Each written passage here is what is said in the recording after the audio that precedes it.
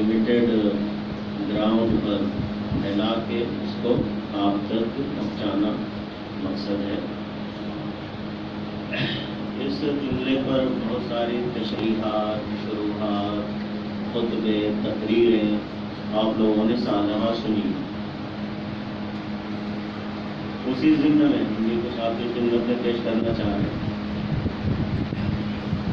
امیر المومنین کا جملہ بہت معروف اور مشہور ہے کہ رب کعبہ کی قسم علی کامیاب۔ یہ کامیابی امیر المومنین کی بہت سارے پہلوؤں سے دیکھی جا سکتی ہے، بہت سارے اس کے اپنے جہتیں ہیں۔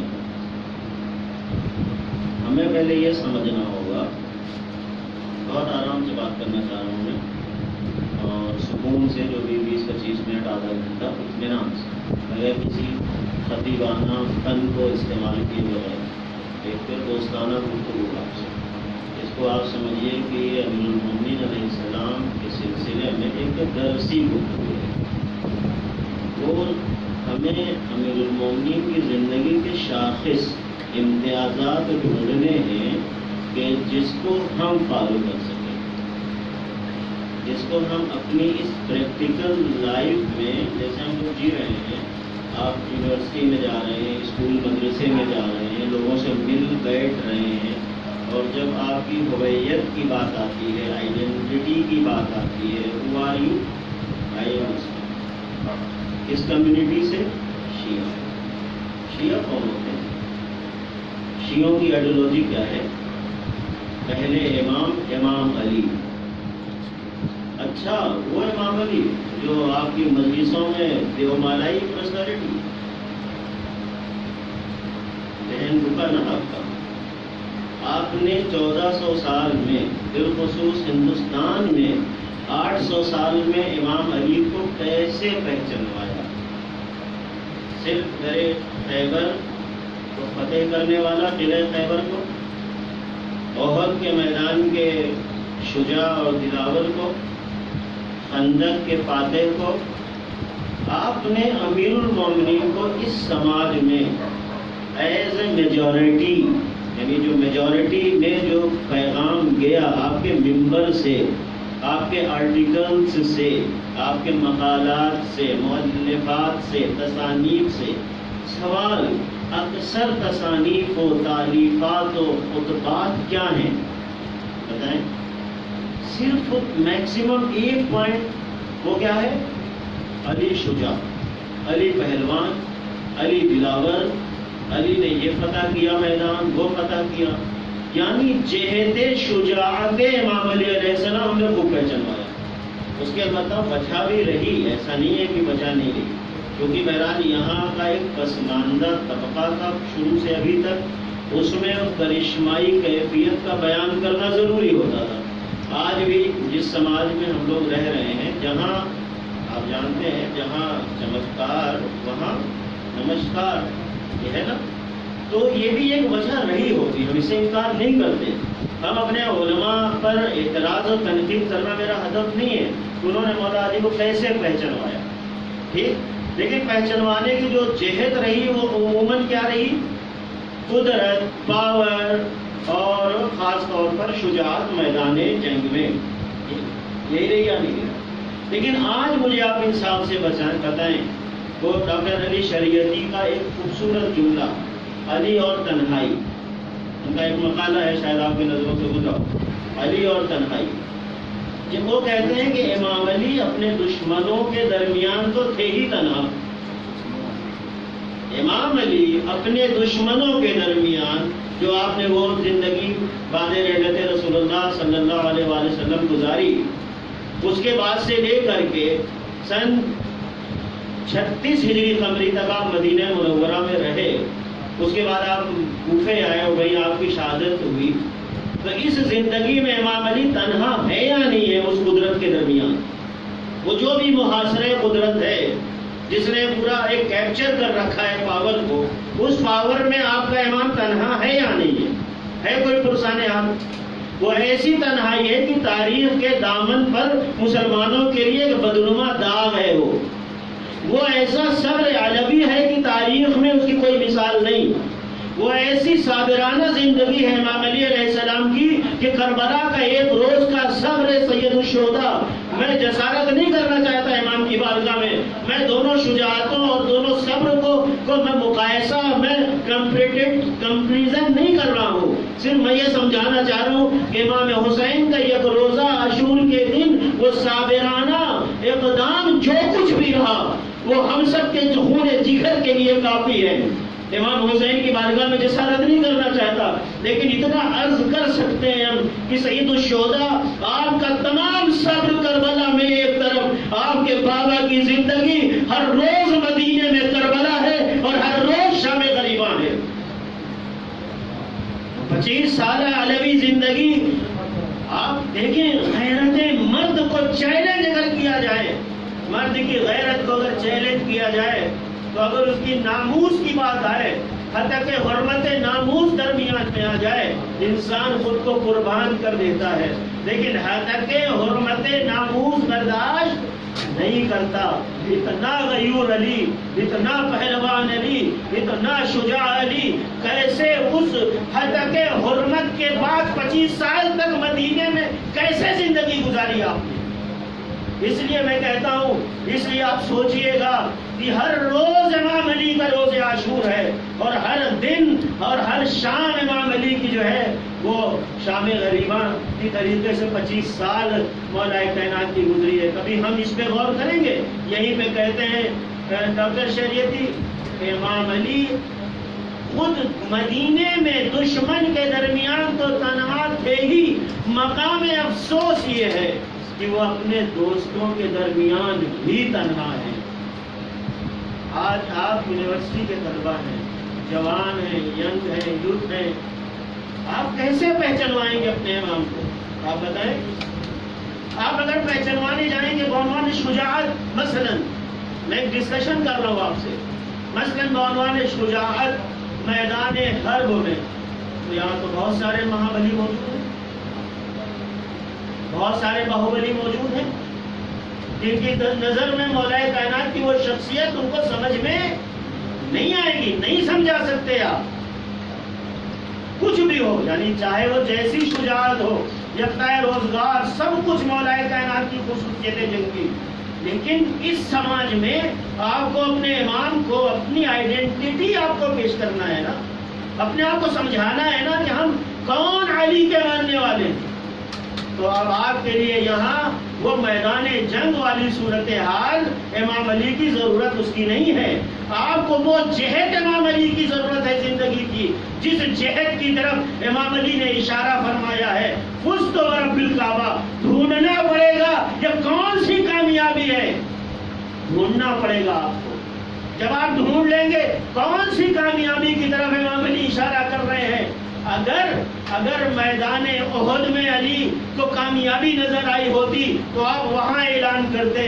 اگر آپ کو میدان بدر میں اپنا کمال نظر آیا ہوتا، انتہائی کمال تھا، میں انتہائی کمال، مقصد کمال جو امام علی کی نظر میں ہے وہ کمال میرا میں گفتگو کرنا چاہ رہا ہوں. کیا ہے امام علی کی نظر میں؟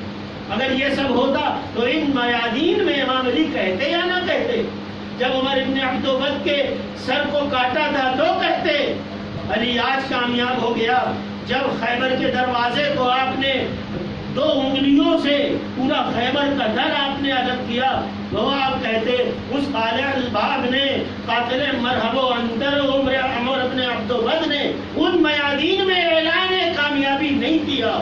کیوں؟ وقت شہادت مسلح عبادت پر کامیابی کا نعرہ لگایا. سمجھنے کی ضرورت ہے مقصد امام علی کیا ہے. نتیجہ اس قرآن سے امام علی کے جملے کو ملاؤ اس آیے کریمہ سے جہاں پروردگار کہہ رہا ہے تمہاری خلقت کا ہدف کیا ہے، ہم نے تمہیں کیوں پیدا کیا ہے، ہم نے تم کو اپنی عبادت کے لیے پیدا کیا ہے. امام علی کا کمال یہ تھا کہ انہوں نے سجدے میں سر رکھ کے اپنا رابطہ معبود کے ساتھ اس کمال تک جوڑا کہ دنیا اسے جوڑنے میں ناکام رہ جاتی ہے. یہ سرمایہ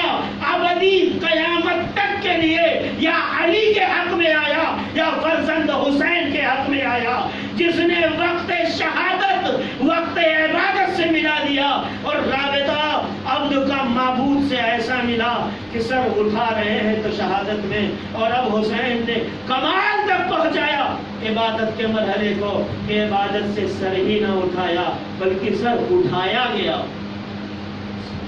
یہ ہے اس میدان میں آپ اپنے مولا کو پہچانوائیے، بتائیے کہ میدان عبادت کا شہسوار علی، آپ پہچانوائیں عبادت۔ لوگ کہتے ہیں نا، میں بہت کرنٹ آپ کے سامنے مثال پیش کرنا چاہ رہا ہوں۔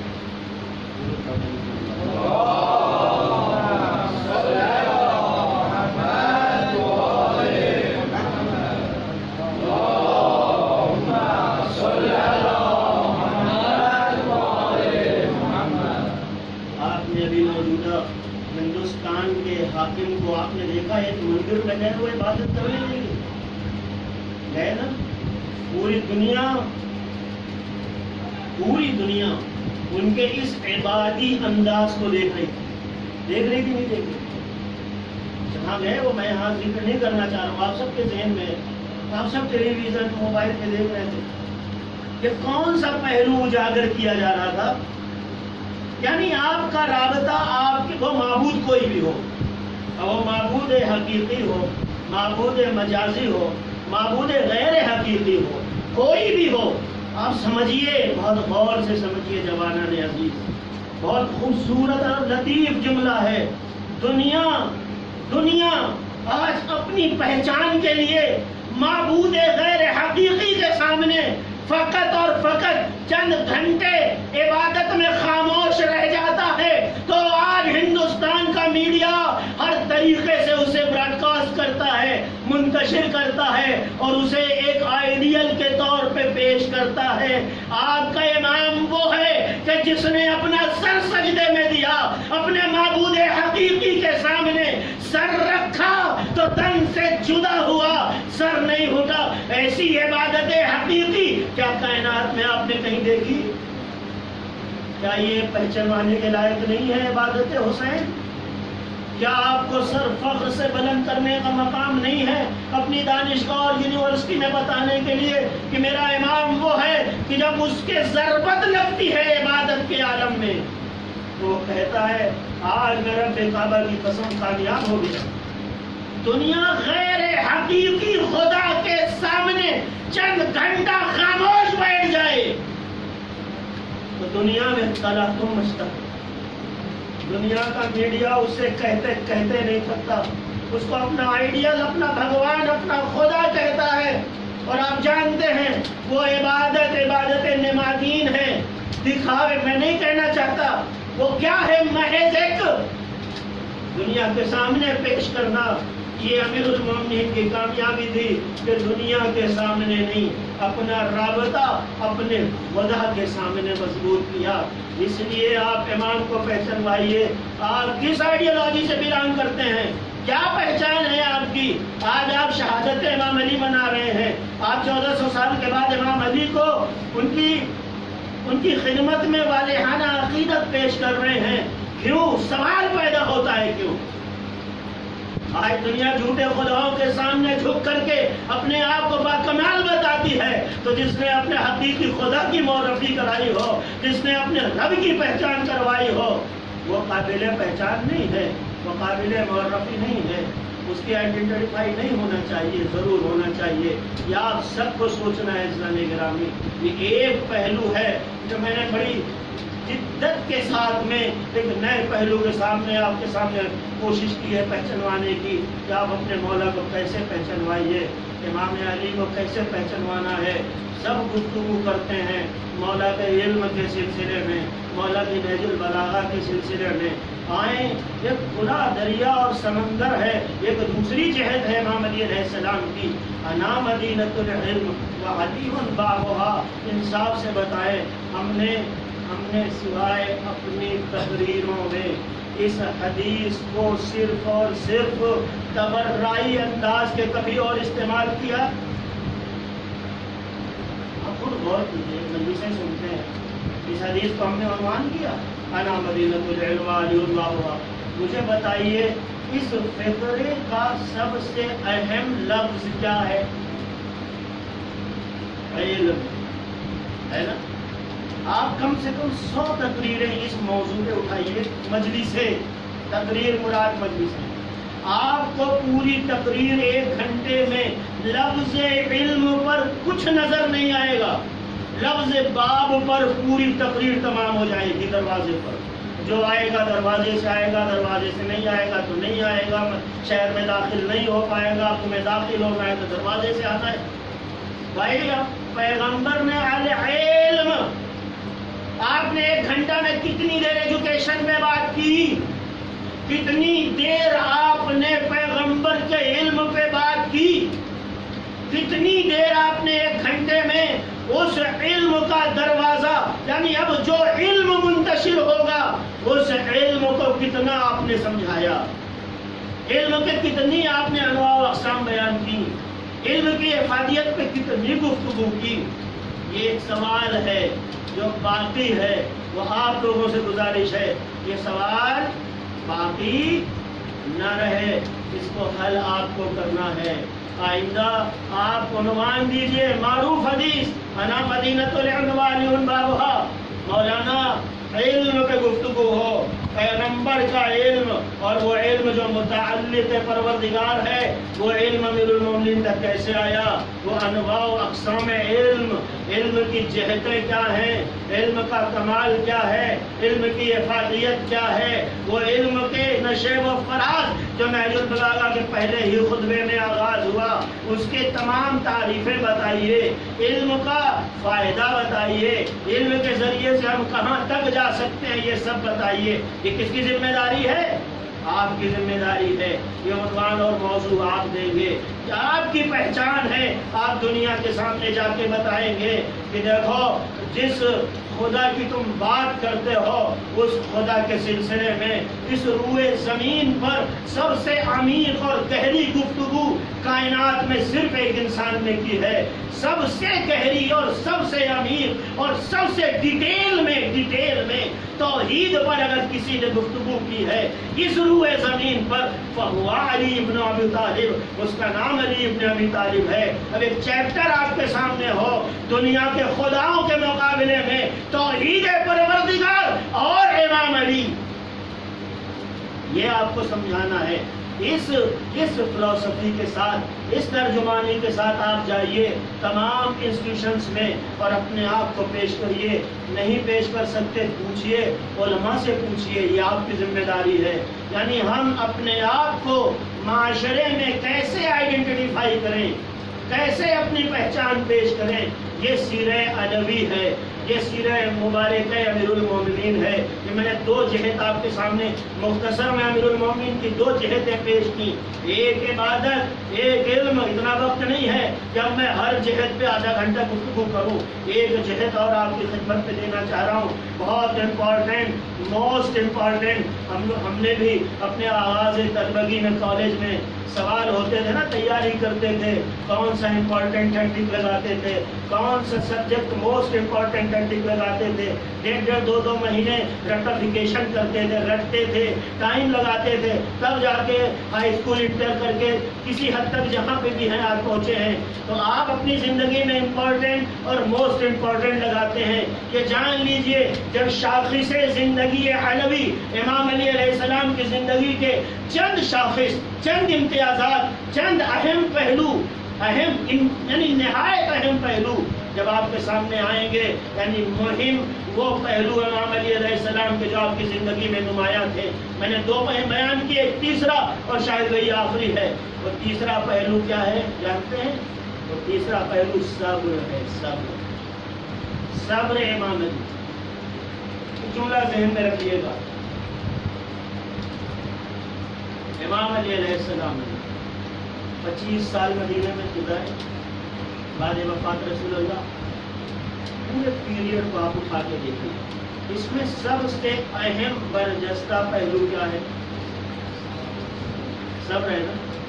ایک سوال میں آپ سے پوچھوں، ہمارا حق جو میرے لیے ثابت ہے اور وہ لٹ رہا ہے، وہ چھین رہا ہے، سوال میرا ایک ثابت حق، میرا رائٹ ہے، ایک چیز میری ہے، لیکن میرے سامنے سے وہ لٹ رہی ہے، میری وہ چیز چھین رہی ہے، اور میرے اندر مصلحت کا تقاضا یہ ہے کہ اس پر ابھی قبضہ نہ کیا جائے، اور ہم نے اپنے حق کو چھوڑ دیا، تو سوال کیا وہ ہمیشہ کے لیے نابود ہو گئی؟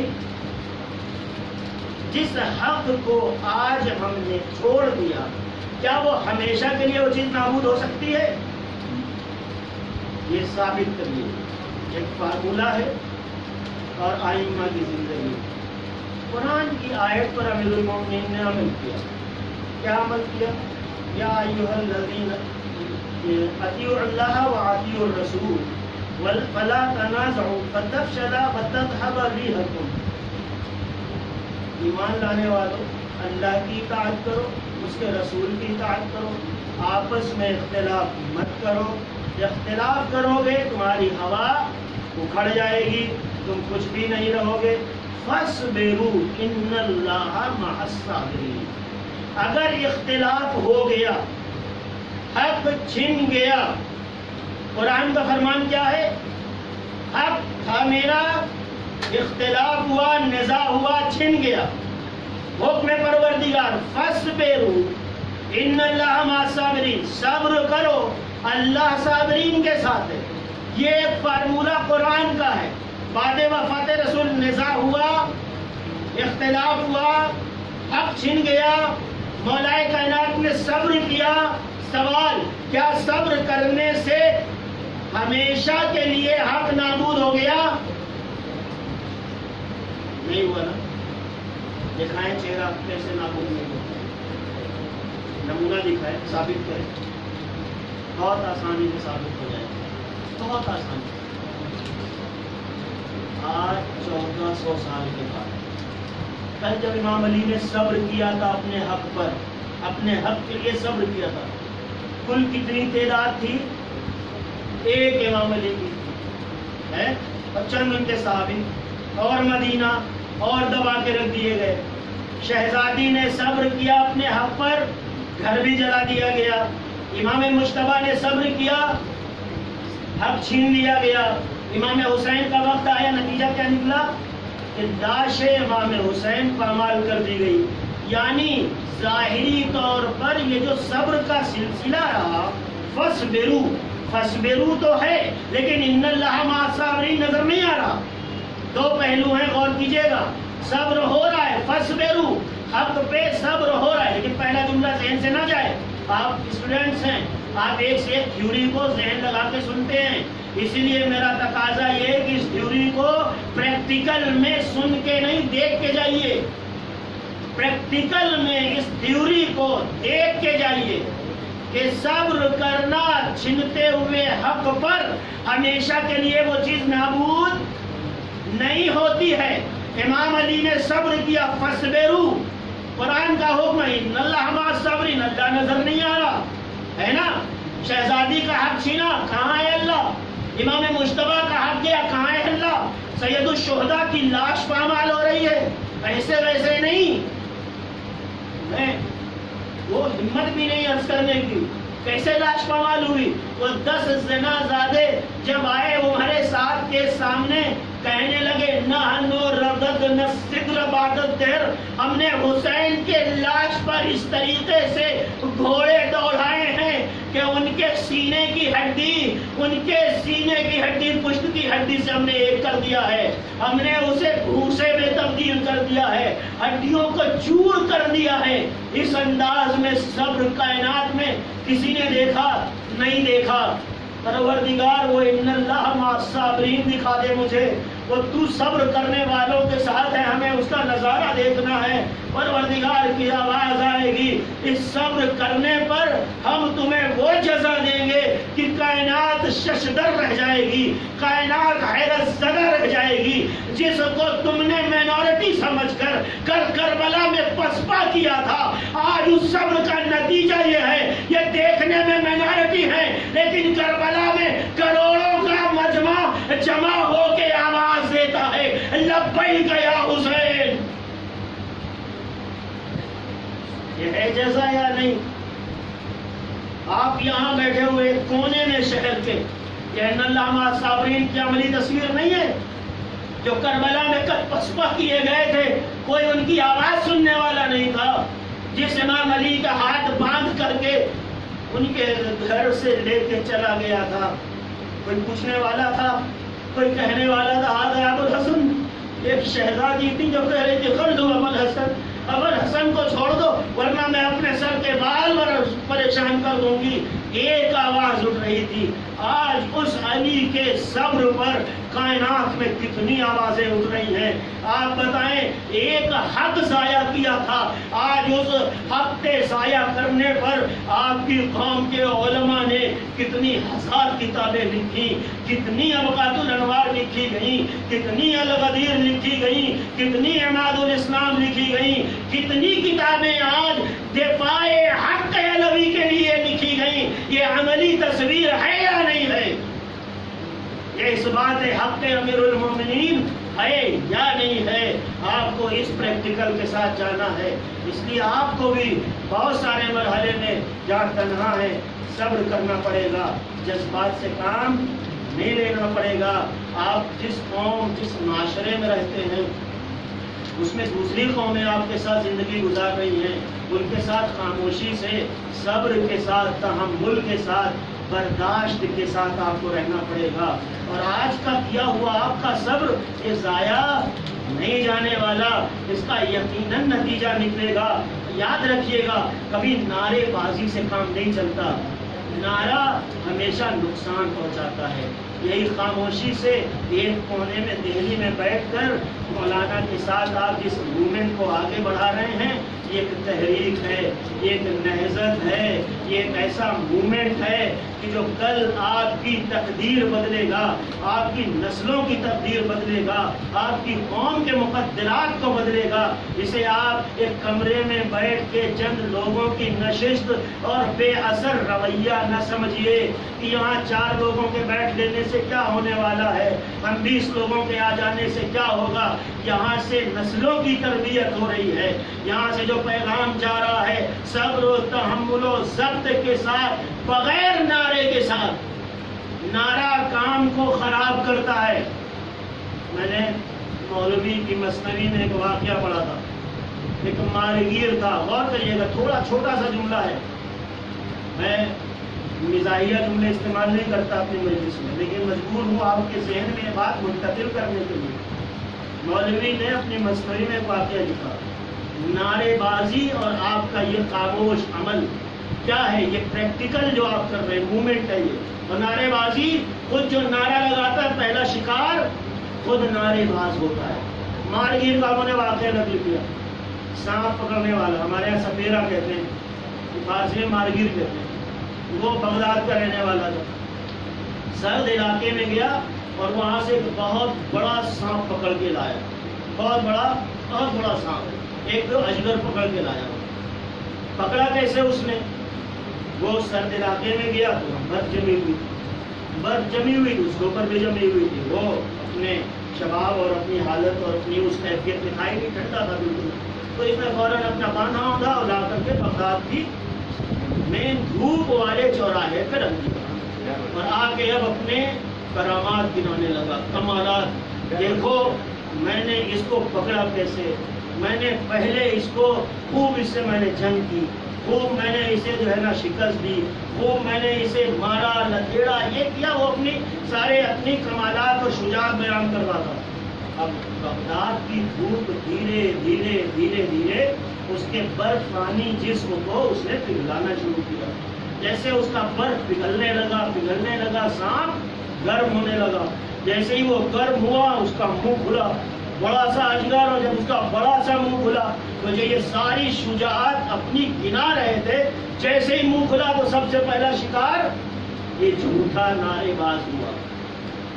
نعرے بازی کہیں نہیں لے جاتی سوائے نقصان تک. نعرے بازی میں جھوٹ زیادہ ہوتا ہے.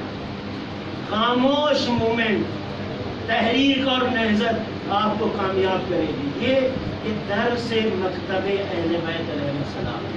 اسلام کا پہلا درس یہ ہے. تبلیغ ایک دن میں عام نہیں ہوتی، آپ یہ جانتے ہیں اچھی طریقے سے.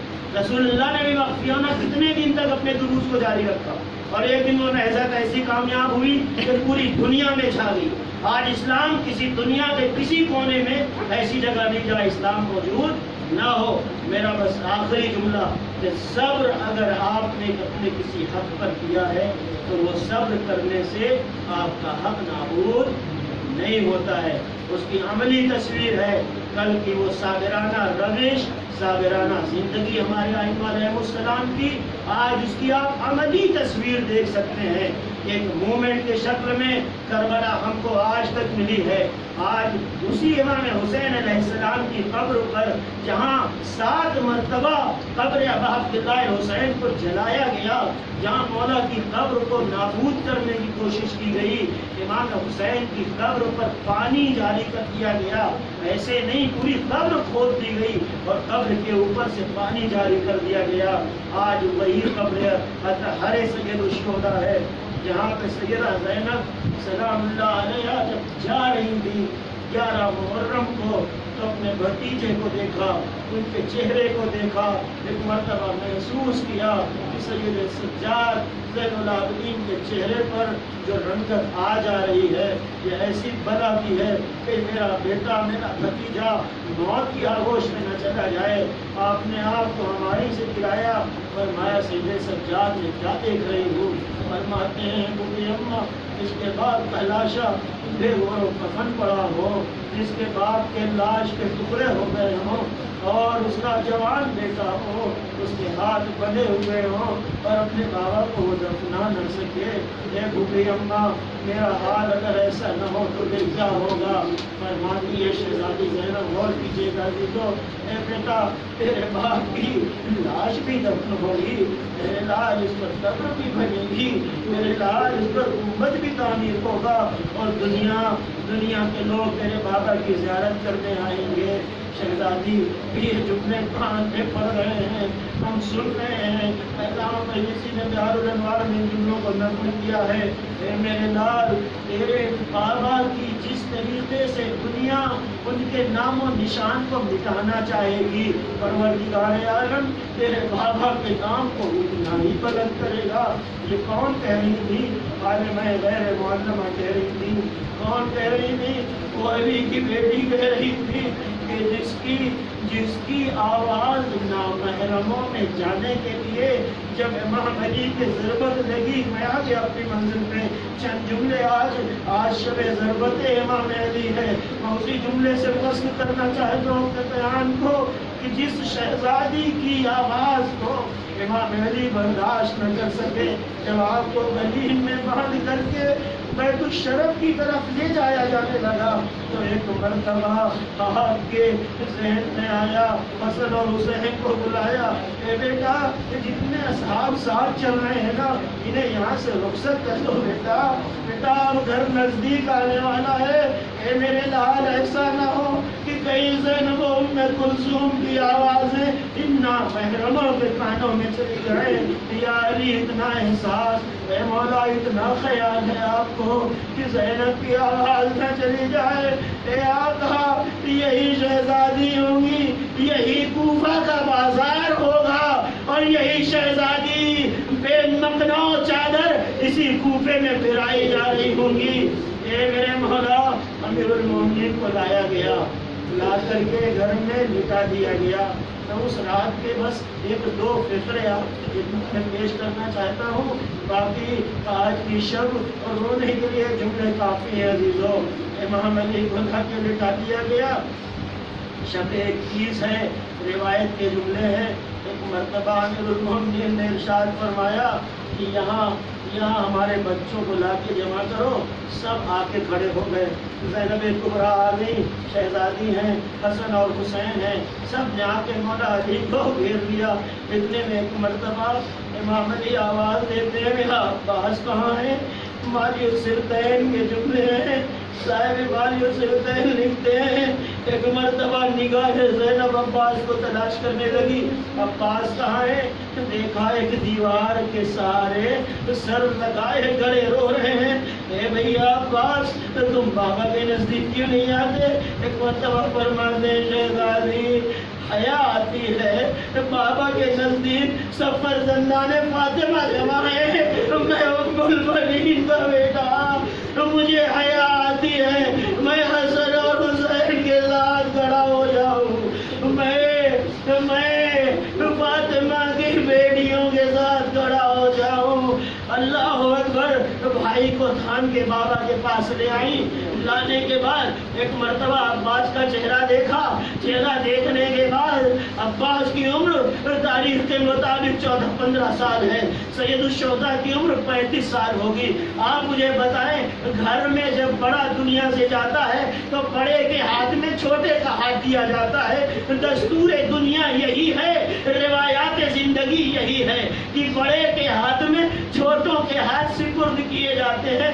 ایک مرتبہ عباس کو قریب بلایا اور حسین کو قریب بلا کے حسین کا ہاتھ 15 سال کے جوان سال بھائی کے ہاتھ میں دے کے فرمایا, اے میرے حسین, یہ عباس کا ہاتھ ہے. اے عباس, میرے حسین کو تنہا نہ چھوڑنا. جزاکم ربکم خیر الجزا. اللہ اکبر. یہ ہاتھ وہی ہاتھ ہے جنہیں حسین اشور کے دے اور ایک کبھی نرے الخما کے نزدیک ہاتھوں کو سینے سے لگاتے, کبھی اسے چومتے. جزاکم ربکم خیر الجزا. وصیتیں ہو رہی ہیں. ایک مرتبہ بس آخری فقرہ عزیزو, آخری فقرہ. ایک مرتبہ جناب زینب سلام اللہ کے جملے مالک سکرین پہ ہیں. شہزادی آگے بڑھی. بابا, آپ کا رویہ یہ تھا کہ جب کبھی بھی ہم نانک کی زیارت کے لیے جاتے, جب کبھی اماں کی زیارت کے لیے جاتے, ہمارے دونوں بھائی ہمارے دائیں بائیں شمع لے کے چلتے تھے بابا. اور آپ آگے آگے. بابا آپ دنیا سے جا رہے ہیں, بابا آپ کے بعد میرا ذمہ دار کون ہوگا؟ ایک مرتبہ زینب سے فرمائے, زینب یہ سارے تمہارے بھائی ہیں, کسی ایک کا انتخاب کر لو, میں اس کو تمہارے سپرد کر دوں گا. فرماتی ہے بابا یہ دونوں بھائی میرے امام ہیں, میں ان دونوں کو حکم نہیں دے سکتی. اے بابا اس عباس کو میرے حوالے کر دے. شہزادی کو نزدیک بلایا. اے عباس, حاضی ودیعتی منی علیہ. عباس یہ میری امانت تمہارے حوالے. اے اللہ, یہ امانت کا جملہ کربلا میں زینب نے اس وقت استعمال کیا. اے عباس, بابا نے اپنی امانت تمہارے حوالے کی تھی. اے عباس, اب اس ناقے پہ بچوں کو سوار کون کرے؟ اے عباس, میرے مخنے کی حفاظت کون کرے؟ اے عباس, القمہ کا رخ کیا. اے بھیا,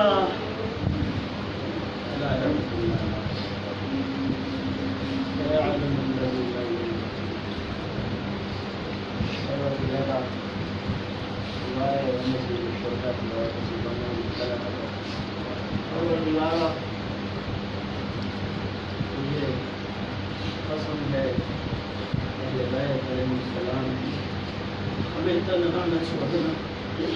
پروردگارا, ہم جس سرزمین پر ہیں ہماری جان مال و عزت و آبرو کی حفاظت کرنا. پروردگارا, پوری دنیا میں آج مسلمان کو کام کی وجہ سے ہم رسوا ہیں, ہم ذلیل ہیں. پروردگار ہمیں عزیز قرار دے.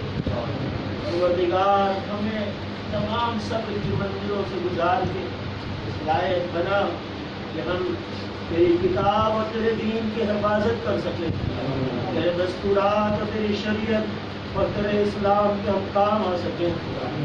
پروردگار ہمیں توفیق دے کہ ہم تیری شریعت کو نہ چھوڑیں. پروردگار تجھے اپنے عزیز ترین کتاب کا واسطہ ہے, تو ہمیں بھی تنہا نہ چھوڑ. میرے معبود تیری بارگاہ میں اللہ التجا ہے کہ ہمارے مزارات مقدسہ ادوات عالیات کی حفاظت فرما. پروردگار, دنیا میں جو شیطنت ہے اسلام کے خلاف اس کو نصف نابود فرما. ہمارے مراجع اکرام کو پورے عمر عنایت فرما. ہمارے آپ امام زمانہ کے ظہور میں تعظیم فرما. ہے